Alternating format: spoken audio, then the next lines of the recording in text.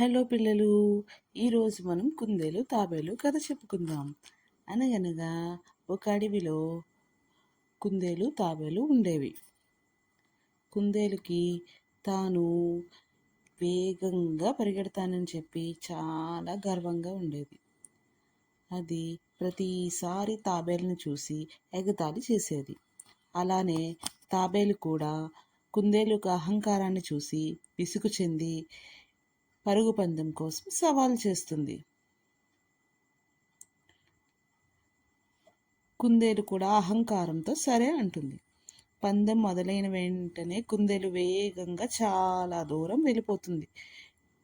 గెలుపు తనదేనన్న గర్వంతో దారి మధ్యలో ఒక చోట విశ్రాంతి తీసుకుంటూ నిద్రపోతుంది.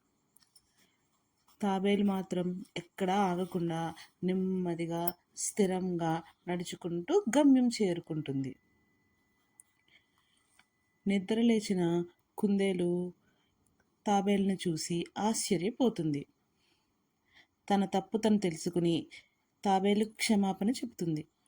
అప్పటి నుండి ఇద్దరు మంచి స్నేహితులుగా ఉంటారు.